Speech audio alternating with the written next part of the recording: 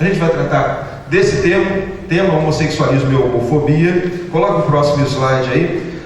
Parece que o mundo está dividido só nessas partes, né? Ou você é homossexual, homoafetivo, ou é homofóbico. Parece que não tem outra posição. E a gente parece que está apertado com relação a essas coisas. Como que é isso? De curiosidade, eu queria pegar uma notícia bem antiga. Achei um negócio de 1995, que eu imaginei assim: o pessoal que vai estar lá vai variar entre 18 e 30 anos. Então eu peguei um negócio de 10 anos atrás, porque quem tem 18 tinha 8 na época, né? Quem tem 30 na época tinha 20, né? Então olha só, isso tem 10 anos, hein?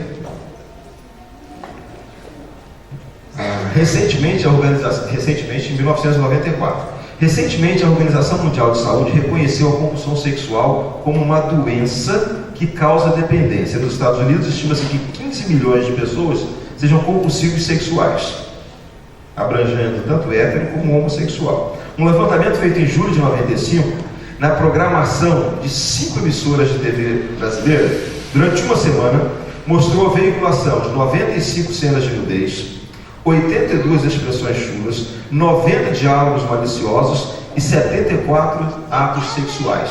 Só 10 anos atrás, na televisão. Uma pesquisa realizada por uma universidade de Pittsburgh, nos Estados Unidos, identificou consumidores de pornografia cibernética. Há 10 anos atrás chamava assim, pornografia cibernética, através da internet, em mais de 2.000 cidades americanas e 40 países do mundo. As fotos, vídeos e encontros eróticos disponíveis pelo computador mostram atos de fetichismo, pedofilia com crianças de 6 a 12 anos, sadomasoquismo, vários graus de violência, bestialismo com cães, macaco, cavalo. Praticantes de todas as escolas e universidades americanas, praticamente todas as escolas e universidades americanas existem agremiações de bissexuais, e os grupos dessa orientação já somam 1.400 no mundo. Isso em 1994. E aí ele vai falando a respeito dessas coisas, e eu quero chamar a sua atenção que o homossexualismo hoje é um pedaço do negócio. O grande drama é toda a perversão que está em torno disso. Um anúncio no jornal daquela época, diz o texto, veiculado em jornal, moças se oferecendo para fazer sexo apresentam com os seguintes atrativos: serem casadas, estarem grávidas e de participarem juntas mãe e filha. Essas são as atrações. Com relação à bissexualidade, seus defensores alegam até uma vantagem aritmética, pois cortejar ambos os sexos amplia em 50% as possibilidades de se encontrar um parceiro. A Lúcia Rosenberg, uma psicoterapeuta, ela diz o seguinte: são 4 depoimentos que eu peguei de revistas de 1995 sobre esse tema. Ela diz o seguinte: o mundo está tão carente de amor que não há sentido em departamentalizar o afeto.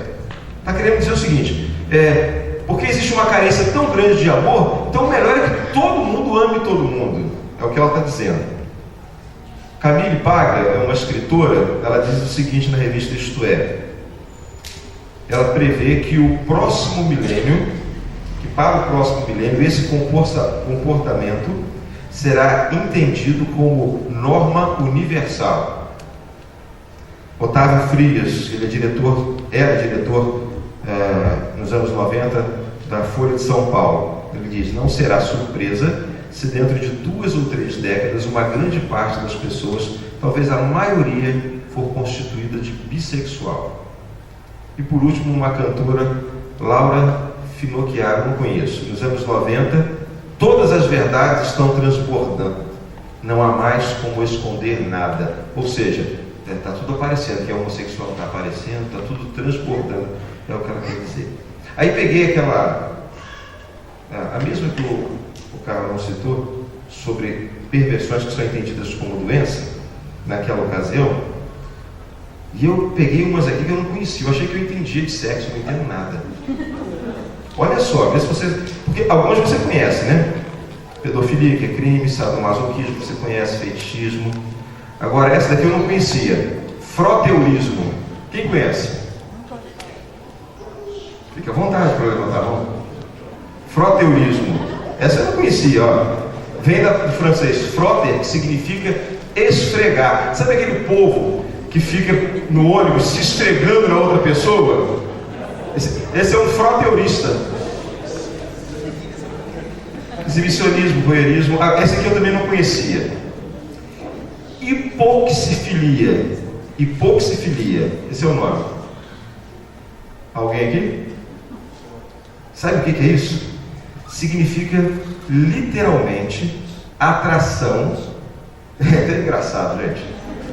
Atração por teor reduzido de oxigênio. Esse tipo de perversão consiste em tentar intensificar o estímulo sexual pela privação de oxigênio, seja através de utilização de um saco plástico amarrado sobre a cabeça.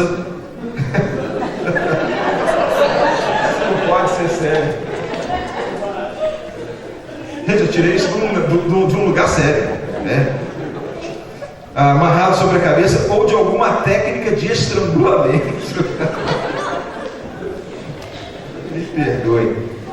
Estima-se que só nos Estados Unidos, é sério, entre 500 e 1.000 pessoas morram acidentalmente por ano vítimas dessa prática. Aí eu me liguei num negócio.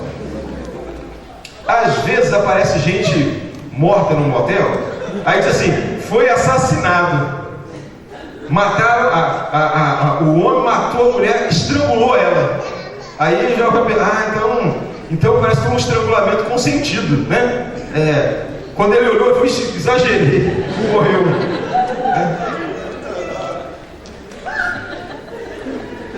Tem umas aqui que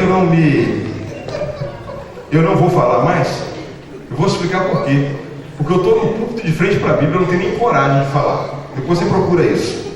Mas tem cada coisa que é verdadeiro absurdo. Pois é. E como é que vai ser daqui a 10 anos então, hein? Como que as coisas vão se desenrolar e se desdobrar daqui para frente? Eu recebi um e-mail e eu preciso ler para você. Eu tenho dois e-mails. Um que eu recebo todos os lixos e outro que eu só dou para algumas pessoas. Esse daqui eu recebi naquele que eu recebo todos os lixos, né? Que vai propaganda de tudo, de Casas Bahia, a Magazine Luiza, entra tudo lá. Aí, eu recebi isso daqui, não li. Quem mandou foi o pastor Renê, ele é diretor da Convenção Batista Mineira, é o secretário executivo da Convenção Batista Mineira. E aí, esses dias eu mexendo lá, achei isso daqui, e achei interessante. Vem assinado pelo pastor Zé do Egito. Então eu não sei se de fato foi ele que escreveu ou se é um pseudônimo, né? Mas ele diz o seguinte, olha, era o ano de 2020 e, contrariando as falsas profecias, o mundo não tinha acabado em 2012, mas a PLC 122 de 2006, depois de muita polêmica e resistência evangélica, foi aprovada no ano 2013. Foi aprovada sem mudança no texto original, apresentado pela deputada petista Yara Bernardi. Foi aprovado também o aborto em qualquer caso e tempo de gestação. Assim sendo, como ditava a PLC, qualquer opinião contrária ao homossexualismo passou a ser crime punido com prisão. 7 anos passados desde a aprovação da PL, muitos cristãos, tanto do clero como do laicato, estavam presos, pois insistiram em pregar contra o homossexualismo. Por outro lado, muitos se acomodaram à ditadura gay, assumindo que também eram homossexuais. Havia até mesmo bispos e outras lideranças gays no protestantismo histórico brasileiro. No metodismo, alguns bispos e bispas homossexuais representavam a ala liberal da denominação no colégio episcopal. O celibato católico caiu e padres casavam e se davam em casamento com outros padres. A Igreja Católica Romana compunha 30% da população brasileira. O bispo Edir Macedo era presidente da República. Silas Malafaia era o vice. O apóstolo Estevão Hernandes, presidente do Senado. Bispa Sônia Hernandes era chefe da Casa Civil. O presidente do Banco Central era o patriarca Renê Terranova. E o ministro da Educação era o Tiririca, o qual se convertera à Comunidade Metropolitana, uma igreja de orientação homossexual que possui 80% dos evangélicos brasileiros. Por ser maioria, tal denominação ditava os rumos políticos do país, só elegendo quem se rendia ao pensar nela. O Ministério da Saúde havia sido extinto, pois o pastor que assumiu mudou seu nome para Ministério de Cura e Libertação, e dizia que toda enfermidade deveria ser curada pela fé, através da oração da determinação. Em um pronunciamento em rede nacional, ele explicou que as milhares de mortes que vinham ocorrendo eram causadas por encostos, os quais tinham legalidade sobre a vida das pessoas que não possuíam fé, estavam em pecado ou sob maldição. E aí o negócio vai e tal. Bom, deixa eu chegar mais embaixo aqui.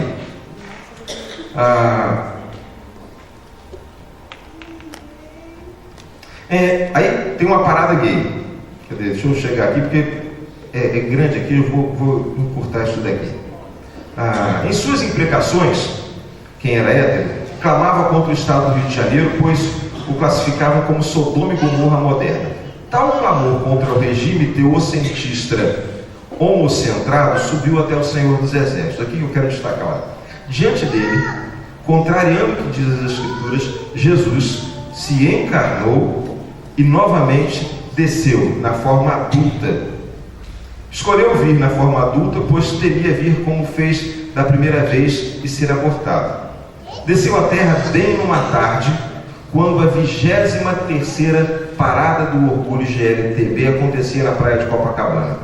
Logo à frente da marcha ia a ala das crianças e jovens homossexuais, composta por aqueles e aquelas que foram adotadas por casais homossexuais. Jesus, a despeito de toda aquela movimentação e desfile, foi para uma favela. E chegando lá, as pessoas pobres e humildes logo reconheceram, pois manifestava amor a todos, assim como eles haviam lido nos poucos exemplares antigos da Bíblia, que alguns mantinham escondido.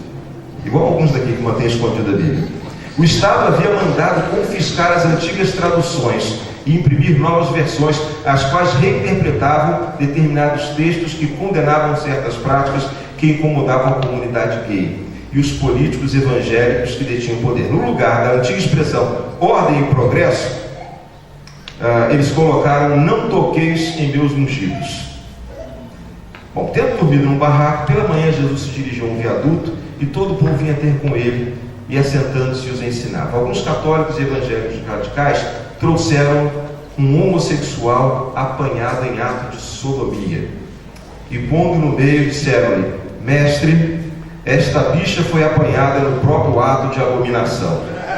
E na lei de Moisés nos disse o seguinte: com o homem não te deitarás como se fosse mulher. É a abominação, Levítico 18, 22.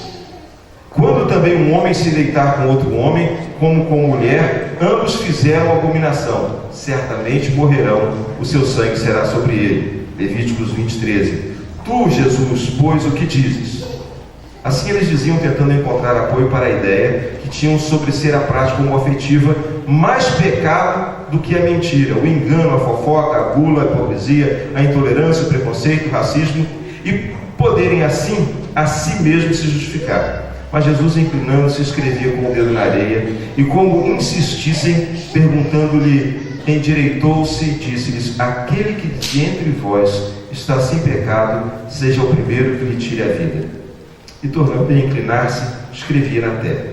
Quando ouviram isto, redarguidos da consciência, saíram um a um, a começar pelos membros do clero até os últimos leigos. Ficou só Jesus e o gay, que estava no meio. E endireitando-se Jesus, e não vendo ninguém mais do que o homossexual, disse-lhe: homem, onde estão aqueles teus acusadores?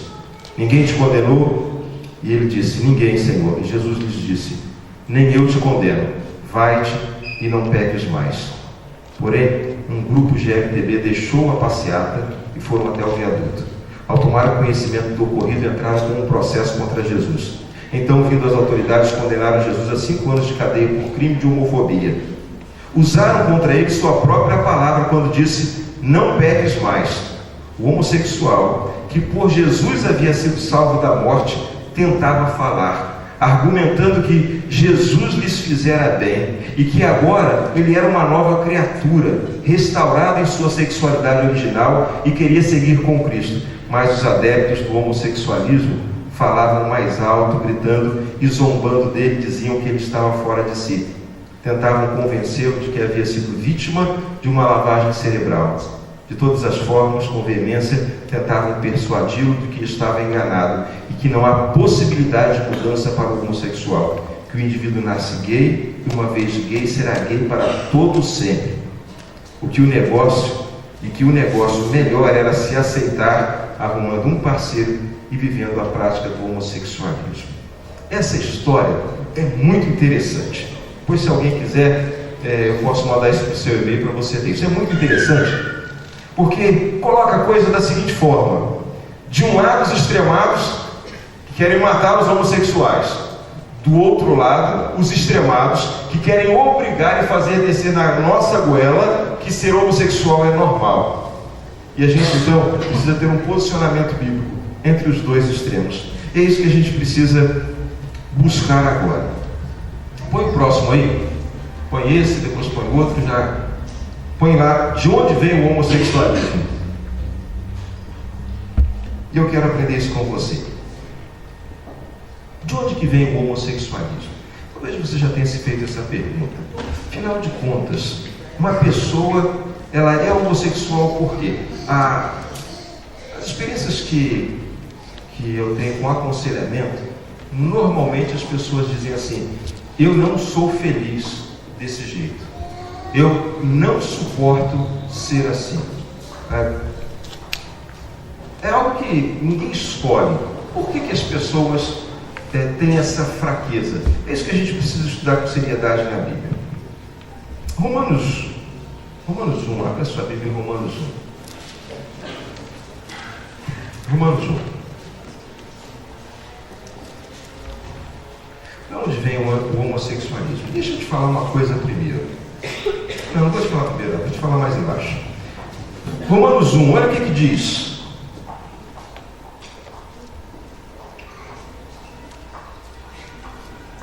Verso 18.